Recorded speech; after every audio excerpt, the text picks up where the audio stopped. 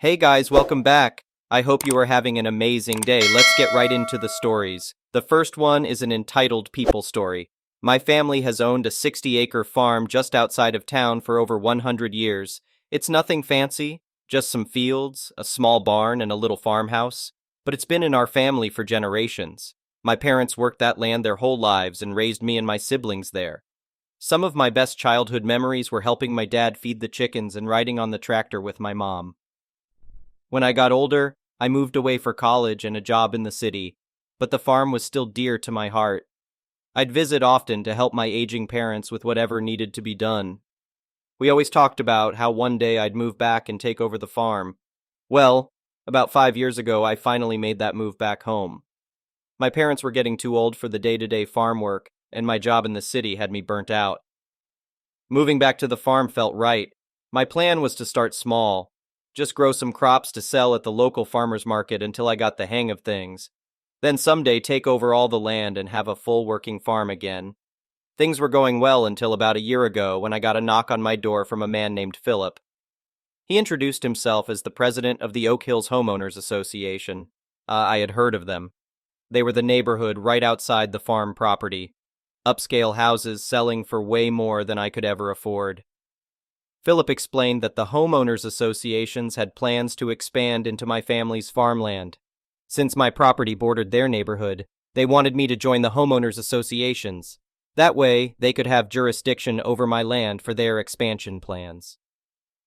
I politely declined his offer, explaining that this farm had been in my family for generations, and I had no intention of handing control over to an homeowners associations. Philip seemed annoyed but told me to think it over. A few weeks later, I got a letter from a lawyer representing the homeowners associations. It said if I didn't join in the next 30 days, they would find a way to acquire my family's land, whether I agreed or not. I tore up the letter, pissed that they thought they could intimidate me into giving up my family's legacy. Over the next few weeks, Philip and his homeowners association's cronies kept showing up at my door, repeatedly pressuring me to reconsider. They used every tactic imaginable: flattery, money offers, veiled threats. But I refused to budge. This was my family's land, and there was no way I would let some entitled homeowners associations take it from us. Things came to a head one Saturday morning when I was out fixing a fence in the south field. A line of bulldozers came rumbling up the dirt road alongside my property. Figuring it was some kind of homeowners association's intimidation tactic, I hopped in my truck and sped over to where they were halted at the property line. Philip stepped out of a Range Rover with a smug grin on his face.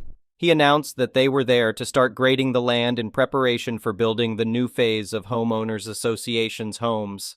I lost it on him, screaming that he had no right to invade my family's property. He laughed in my face and said it wasn't my land anymore.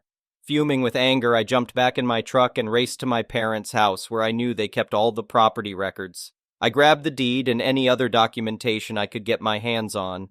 At the county clerk's office, I was able to get certified copies made, proving ownership of the land. Back at the farm, the bulldozers were rumbling across the south field, tearing up the fence I had just fixed. I drove straight at them, forcing the vehicles to stop. The drivers looked ready to fight me when Philip and his lawyer stepped out of the Range Rover. I shoved the property records in their faces, telling them to take their equipment and get the hell off my land. The lawyer took one look at the deed and ownership records and realized they were screwed. Philip's smug grin had vanished. He looked around anxiously as I told him I would be suing him personally and the entire homeowners associations for illegally trespassing and property damage. Within an hour, the bulldozers were retreating back up the dirt road. I spent the next several weeks repairing the torn-up fence line and meeting with my lawyer to build an airtight case against the homeowners associations. In the end, we settled out of court, but not before I made sure the homeowners associations paid dearly for trying to steal my family's legacy. With the lawsuit winnings, I was able to completely renovate the farmhouse and upgrade all the old equipment and facilities in preparation of taking over full operations someday. My parents were so proud of me for standing up to the homeowners association's bullies. This farm meant everything to our family, and I was willing to fight as hard as necessary to defend it. Philip got booted from the Homeowners Association's president position, and they completely scrapped the plans to expand. The farm has been nice and peaceful again. I can't say it was fun having to deal with entitled jerks trying to take our land, but the whole ordeal just made this place even more special to me. It reminded me that the memories and roots are much deeper than any shallow homeowners associations. This land has been in my family for generations, and that's never going to change. The next one is a pro-revenge story, so this happened about 1.5 years ago, but I recently heard the news on how far my revenge went. I was a Navy enlisted service member and was stationed in Yokosuka, Japan for a few years before I got transferred back stateside. I worked in the main hospital that cared for service members and their beneficiaries. It's a small hospital, so everyone knows everyone. Shortly after I left, I caught wind of a new physician officer working in the radiology department. My friends would say he's horrible to work with, but that's nothing new. However, someone saw him print a letter and he left it on his desk, and took a picture of it and sent it to me. He's requesting to move from enlisted housing to officer. Edit. Found out it's not a private letter. He did actually send it to housing, and most of housing is run by enlisted members. For context, military housing is available for those who are married, have a family, or are qualified based on their rank and depending on the military base itself. Typically, officer housing is much nicer than the enlisted. In Yokosuka, housing is basically the same all around because it's overseas. But most of the housing is apartments, and each apartment complex is called a tower. For example, Fuji Tower. There are 9 towers and 2 are for officers since enlisted members outnumber officers by a lot. Now, one thing about the military, crap happens. When getting stationed, it is the active duty member's responsibility to either apply for housing on or off base before arriving, depending on what is allowed. If there is limited space, and you don't apply for housing on time, then you get put where there is space. So our new officer got placed in an enlisted tower. Mind you, enlisted members have families of their own, and other officers have been placed in enlisted housing before without an issue. Here are some quotes from his letter. And yes, this guy has a PhD. I have many valid objections to living in a building of almost all enlisted, and even many lower enlisted being an officer. There is a lot of crime, violent actions, drug use, and alcoholism that happens in enlisted housing. There are also sexual assaults and other perverts. I have a good-looking family, a wife, and 2 daughters, aged 3 and 4. They are prime targets to be victims of these enlisted deviant activities. My family should be safe in housing with officers. Officers are much more respectable, and these types of deviant activities are incredibly rare compared to the deviant activities of enlisted being commonplace. Other officer families will not want to visit us because our family lives in enlisted housing. My children need to make friends with other officer children. My wife needs to make friends with other officers' wives. I need to make friends with other officers. Forcing an officer to live in a large apartment building with almost all enlisted is unethical. You get the idea. This guy basically looks down on all enlisted service members, assuming every single one is a drug user, pervert, pedo, criminal, etc. The kicker, he was an enlisted army member before going to officer school. In civilian terms, think of a manager that discriminates and calls all of his subordinates criminals, violent, alcoholics, pervs, drug users, etc., based on your job position, forgetting that some have a family and, maybe aren't any of those things. And he not only has the authority to ruin your work life, he can ruin your personal life. Deny days off, make you stay late, write you up if he doesn't like you, and not letting you promote. Safe to say, everyone was pissed, and I have nothing to lose. I was separating soon and figured I'd have some fun before I get out. I created a burner Facebook account and posted the letter and the officer's picture on a popular military enlisted group page. Within 2 days, it spread like wildfire. But I wasn't done yet. The military has something called challenge coins. Think of trading cards, but custom coins that come in many shapes and sizes. I designed one with his face and a big middle finger on the back. On top of that, I designed stickers to show how proud US deviants are. Other coin designs came from other people as well, but so far I think mine was more popular. I sold over 70 coins to the initial person who originally sent me the picture at a huge discounted price so she can sell them for a profit for herself. So the officer's face is everywhere because most people keep their coins displayed on their desk. No matter where the officer went at work, he would see his face on someone's desk. And since it didn't have his name on the coin, can't officially say it's him. I sold more stateside, and even some got sent to Europe. I made about 3K overall, which was nice. The story even got featured on the online naval newspaper and on 2 popular YouTube channels. And if you're military, you know the only time big military cares is when it's too big to sweep under the rug. This story got the officer sent up to captain's mast, which is like Navy court. He tried to say his wife was the one that wrote the letter, but no one is buying it because her writing style is way worse. She even tried to take the fall, but no one believed her. They both ended up deleting all social media. Due to this, he got served 3 UCMJ articles, which basically are his offenses, but there's more. When you're in the military, you have a deadline on how long you can be a certain rank. If you don't pick up, then you're kicked out. And because he's new and got served UCMJ articles, he won't be up for promotion and therefore was involuntarily separated. Also, the officer program he went through pays for his PhD. When the military pays for your PhD, you have to serve 10 years to pay them back. If you don't complete 10 years, you have to pay the military back with money instead of time. So he lost his job and now has to pay back the military for his PhD, and since it takes a while for the paperwork to have him and his family sent back stateside, you can bet he socially suffered because no one worked with him. The next one is a petty revenge story. I was young, maybe 15 years old or so, and would pick up the odd babysitting gig for extra money. I took a night for a household that was on my paper route. They asked me to be there on a Saturday at 8:30, and I arrived a few minutes early. The parents were still getting ready, and they asked me to watch the kids while they prepared to head out. They left the house at about 9:15. Before they headed out, the wife gave me some very specific instructions. I could have a snack, 2 Oreos on the counter, nothing else. She said she poured a glass of milk for me and left it in the fridge. It was right next to the plastic milk jug with a piece of tape on it showing the level. She told me she'd check it when she got back, and if I took any extra milk, I would have to answer for it. The kids were okay, went to bed without any fuss, and the parents returned home at 12:20. Mommy paid me for 3 hours about 10 minutes after they arrived. Excuse me, but this isn't right. I got here before 8:30, and it's now almost 12:30. That's 4 hours, not 3. We didn't leave until 9:15, and we got home at 12:15. I'm only paying you for 3 hours. But I was watching the kids from 8:30. That doesn't matter. We were home, and you weren't in charge. We were. I took the money and rode my bike home. A couple of weeks later, they did pretty much the same thing. 2 things are important. First, the wife was a neat freak. I'm guessing now she had OCD. Everything was lined up perfectly. One of the kids spilled his drink, and I was looking for some paper towels. The cleaning supplies under the sink were perfectly lined up. Same with the pantry. Every jar and can was in a row with the label facing directly to the front. Second, this was in the mid-1970s, and all canned food had paper labels. So, the third time they called me in to babysit, they were late leaving again, and I knew that I was going to get shortchanged for the time I was there.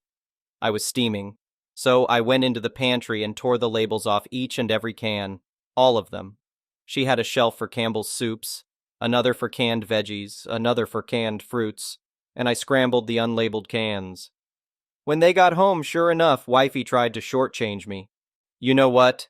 Keep your money. I don't want it, and I am never babysitting for you again. And as of today, I'm stopping delivering your newspapers as well, so if you want to read the paper, you're going to have to go buy it at a corner store. I stormed out. I wish I could have seen the expression on her face when she opened the pantry door and saw shelf after shelf of bare metal cans. The next one is a malicious compliance story. When I was in university, one class had a weekly assignment, which was a 1-page essay that was mandatory to pass, but only worth 1% of the final mark per weekly essay. So they made up 10% of the total mark in a 10-week semester. Each week, I'd put in a lot of effort, and no matter what, I would get a mark of 9/10, which equates to 0.9% of the 1% mark. This went on for about 6 weeks. I thought it was a little odd that it was always the same mark, and I was frustrated I didn't get full marks because they were basic questions and I answered perfectly, but that's beside the point of the story. Anyway, my record thus far was perfect. I was a model student, never late, perfect work, etc. Now, in week 7, I had a family emergency. I could not complete my essay and asked for a one-day extension. Given my record, I didn't envision an issue with this, but surprisingly, the teacher denied my request and told me that if I didn't submit it, I'd fail the course. Alrighty then. So I dealt with the said emergency, albeit late. I opened my Word document, wrote half a sentence, then typed some gibberish that looked like an error code, and copied and pasted it down the page. Then I uploaded the essay online. You said I needed to submit my essay. Here it is. What I fully expected to happen was that the teacher would contact me and say there was an error uploading my document and to please resubmit it. This would have been the next day since it was late at night when I submitted it, and so I would have time to do it properly, which is what would have happened had she granted me the extension in the first place. What happened instead was I heard nothing. Then I got my grade. 9/10. What I figured out is that my teacher must not have even been reading our essays. She was probably marking us based on our previous assignment grades and just copying and pasting the grade each week. The worst thing is I couldn't report her because that would have meant confessing to submitting an incomplete essay. Needless to say, for the last 3 weeks, I put minimal effort into my essays and lo and behold, continued my streak of 9/10.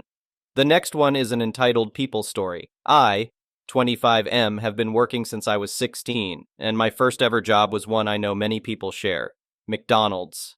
Anyone who's worked there, even for the shortest amount of time, undoubtedly has stories, myself included. This one is definitely in my top 3 most ridiculous, and I've been racking my brain trying to figure out which to tell on these subreddits. I was probably about 17 when this happened, and at the time, I was doing opening shifts on weekends. The location I worked in was located just beyond a golf country club that catered to the local retirement community, so every morning we would see the same group of older people, more or less. One regular, we'll call him Ed, I served almost every time I opened the store, and his order was very simple, and one I've never been able to forget because of this: sausage biscuit and at least 8 grape jelly packets. Ed was a big guy. He had a hard time even getting in the door some mornings, as he was always out of breath just making the trip from his car, and I would guess he was only in his mid-60 SS. Otherwise, a very standard older gentleman with the exception of his medical alert bracelet, which I had noticed many times before, as his was particularly elaborate. I didn't really notice when he was gone for a while, if I'm being honest. He wasn't an everyday sort of regular, and we weren't even on conversational terms beyond the customer service script of "hi, bye, have a good day." However, the next time I saw him, he was in bad enough shape that even I had to ask him if he was all right. He was wheezing just coming up to the counter and coughing whenever he spoke, and I got the gist that he had just been in the hospital. I knew what he wanted, so I just told him I got it and not to worry about saying it, but before he could pay, a woman rushed in from outside and started talking a mile a minute. It's pretty clear she's his wife, and definitely of the trophy variety. Big hair, nice manicure, sparkly jewelry, at least a decade younger, if not more. She's frantic, begging him not to get his breakfast sandwich and pleading with me not to serve him. It's super awkward, and I end up asking my manager what to do, and she says we can't refuse service because someone else says to. So I apologize, and Ed gets his food while his wife is nearly in tears telling me he's had heart issues, I think surgery as well, but I don't recall, and the doctor said he can't have any sort of cholesterol or fast food because his arteries can't take it anymore. All I could really do was apologize and leave it to Ed to try and console her, which he did not. He honestly just sort of ignored her until she went back outside. She came in on her own after that several times, begging us not to serve her husband. I felt for her. It was obvious Ed was killing himself slowly with his lack of regard for his diet, if everything she said was true. Unfortunately, there was nothing we could do, and every time I asked, I was told it wasn't up to us to police the customers' diets. It became increasingly tense serving Ed as he never seemed to improve with his breathing, and eventually he and his wife just stopped coming. The morning crew noticed and hoped he had taken his wife's advice at long last. But no. One morning his wife comes back, alone. She's stone-faced, cold, and before I can greet her, she slams his medical alert bracelet down on the counter and just opens the floodgates on my poor teenage ass. I mean, full-on shouting at me that I had killed her husband. The way she said it was like I had strangled him with my own 2 hands and got some sort of enjoyment out of watching his slow decline. I was pretty stunned and just apologized and handed her over to our manager to escape to the back. No way was I sitting through a whole tirade basically accusing me of first-degree murder. When I came back, my manager was stressed, but the woman had left at last. Apparently, she made all sorts of demands, wanting corporate's number so she could sue us for causing Ed's heart to give out with our food and never even trying to stop him. She was especially pissed at me for refusing to stop serving him and wanted all kinds of information on me, which my manager firmly refused, and her tears and anger made me feel truly culpable. We never saw her again after that for as long as I worked there. As far as I know, nothing came of her lawsuit threats, and I eventually moved on to a different, less customer service-oriented job because I had grown to hate people even more than when I started. To Ed, aka Sausage Biscuit Guy, rest in peace, and I hope there's plenty of grape jelly wherever you ended up. I try to be glad your wife loved you enough to go full Karen over your passing, but now I'm burdened with the small, unshakable fact that I did, however unintentionally, play some part in enabling you to your end. Thank you for watching. I would really appreciate it if you could like the video and subscribe to our channel if you haven't already. We'll see you again tomorrow.